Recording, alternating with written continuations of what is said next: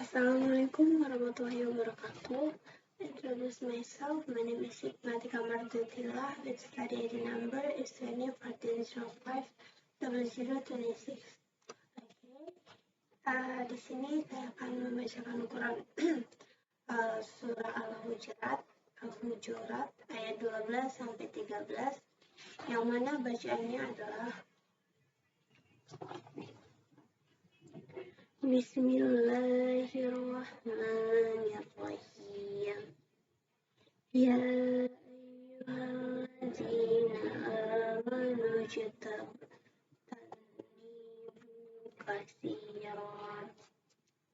kasiran minaz-zanni inna ba'daz-zanni ismun wa la tajassasu wajassasu wa la yaghtab ba'dukum ba'dan ayuhibbu ahadukum ayyakula lahma ahihi maitan fakarihtumuhu wattaqullaha innallaha tawwabur rahim. Ya ayyuhan nasu inna khalaqnakum min zakarin wa unsa wa ja'alnakum syu'uban wa qabaila lita'arafu inna akramakum indallahi ataqakum innallaha alimun khabir. Shadaqallahul azim.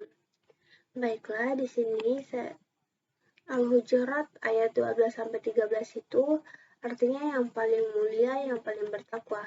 Yang mana ayat ke-12 ini adalah undang-undang ke-6. Ia berkenaan dengan sangka buruk. Ayat sebelum ini tentang perkara yang dilihat dengan mata.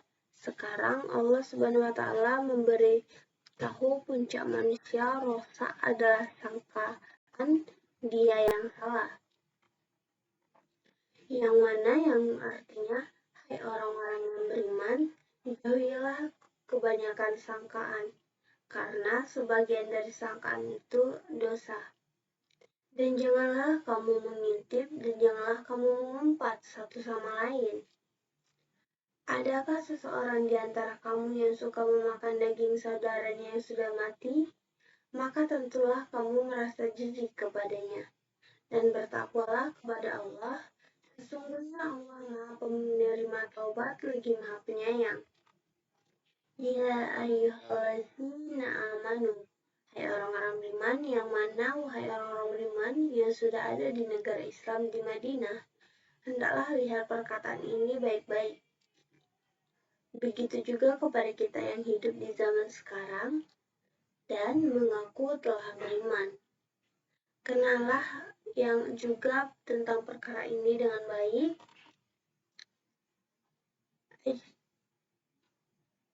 Tanibu kasiran minaz-zanni. Yang mana yang arti perkataannya tuh jauhilah kebanyakan dari kesangkaan. Jangan buat sangkaan. Kalimat zanni bermaksud jenis sangkaan yang kuat. Ada sangkaan yang benar, tapi kebanyakan dari sangkaan adalah salah. Sangkaan yang buruk itu adalah dari bisikan setan. Setan hendak mengapi-ngapikan permusuhan antara sesama orang Islam. Maka jangan layang apa yang dibisikkan oleh setan itu. Tetapi kita sangka yang semua bisikan dari setan karena ada bisikan yang datangnya dari malaikat. Akan dapat bisikan dari malaikat kalau ikut keadaan yang benar. Karena kebisikan dari malaikatlah yang para ulama dapat mengeluarkan hukum-hukum dalam agama karena ijtihad pun memang adalah salah satu jenis sangkaan juga. Dari ilham dan sangkaan itu, baru terjadinya hukum fikih yang kita gunakan dalam kehidupan kita. Inna ba'dozonni ismu. Karena sesungguhnya sebagian dari sangkaan itu dosa. Tetapi kebanyakan dari sangkaan adalah buruk. Contohnya, kalau kita lihat lelaki dan perempuan berjalan bersamaan, tentu kita ada sangkaan tentang mereka berdua. Tetapi entah mereka memang suami istri, siapa yang tahu. Maka janganlah bersangka buruk dan jangan buat sangkaan yang tiada asasnya. Karena ini budaya dalam masyarakat. Karena kalau kita sudah ada sangkaan buruk, kemudian kita cakap pula kepada orang lain, dan ia akan dipanjangkan lagi ke orang lain, dan orang lain akhirnya dalam ke suami istri di atas, mereka telah ditahma pula. Maka kita jauhi sangkaan buruk. Kalau sangkaan baik, bolehlah tidak ada masalah. Tetapi selalunya sangkaan buruklah yang banyak. Kalimat zonni adalah prasangka dalam hati yang tidak pasti. Maka apabila tidak pasti, maka kena jatuhkan atau kena pastikan dengan sebenarnya. Dapatkan fakta yang benar, karena kalau tersilap akan menyebabkan bahaya kepada diri dan orang lain. Buat apa hendaknya layangkan perkara yang tidak pasti, bukan?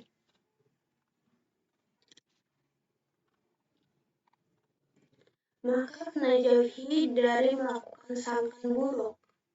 Kecualilah kalau ia memang sudah jelas prasangka buruk. Sebagai contoh, kalau nampak orang yang sedang mencuri, memang sedang hendak pecahkan kereta di tengah malam itu memang sudah sah perbuatan yang buruk. Maka tidak salah kalau ada sangkaan yang begitu jenis begitu. Tetapi ramai yang tengok sesuatu dan buat sangkaan lebih besar dia tampak sedikit saja, tetapi dia tambah lebih lagi dalam hati dia. Karena sangkaan itu hanya dalam hati, maka kalau sudah ada sangkaan buruk dalam hati pun sudah berdosa. Kalau cakap pula kepada orang lain, lagi lah teruk, sudah jadi dosa lidah pula.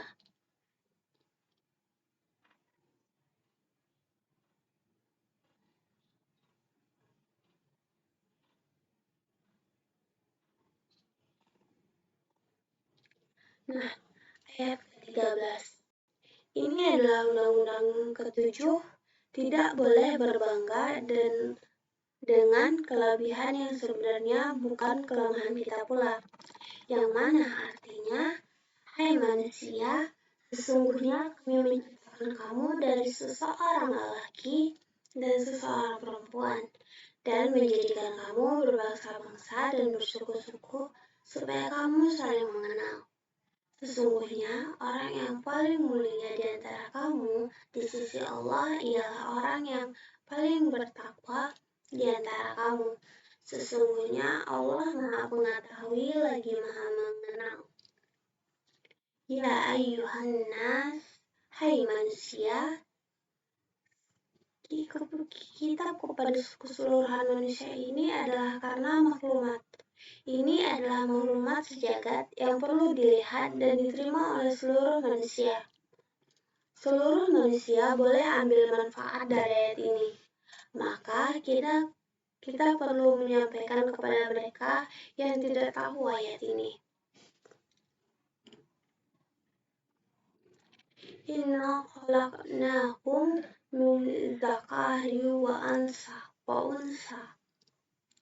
Sesungguhnya kami menciptakan kamu dari seseorang laki-laki dan seseorang perempuan. Maksudnya, kita semua dijadikan oleh keturunan Adam dan Hawa.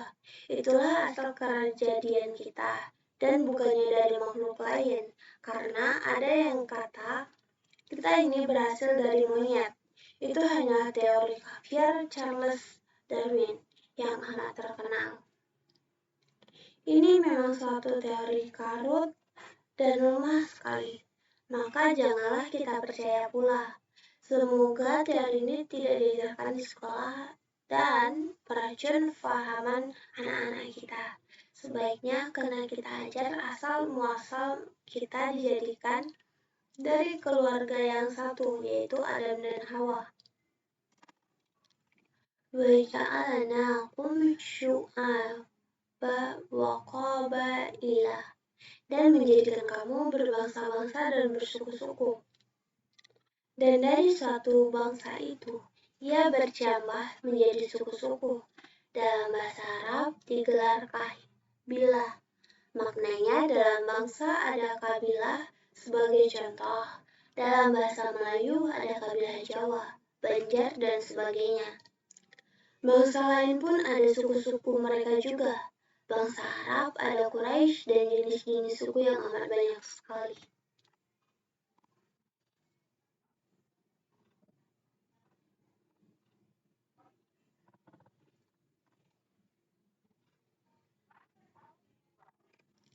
Inna akramakum indallahi atqakum.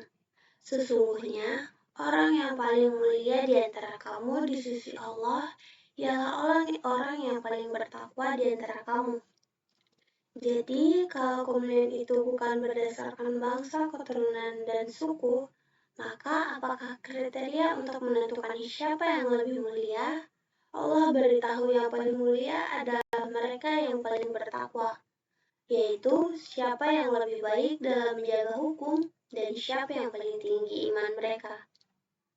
Dalam hati mereka takut kepada Allah, dan iuran mereka juga hukum.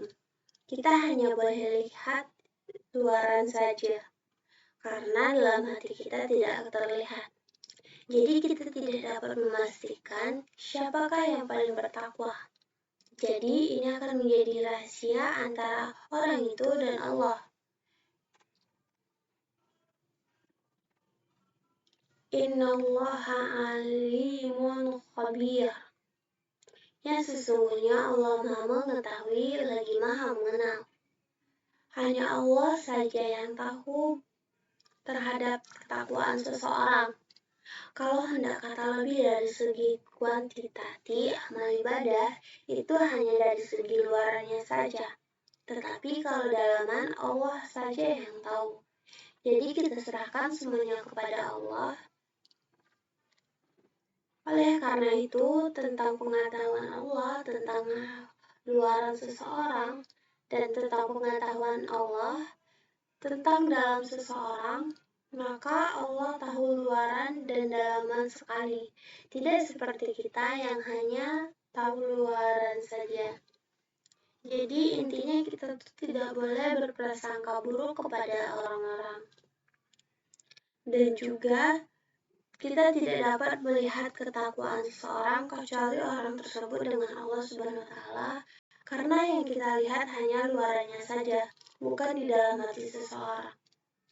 Mungkin hanya sekian yang dapat saya jelaskan. Wabillahi taufiq wal hidayah. Assalamualaikum warahmatullahi wabarakatuh.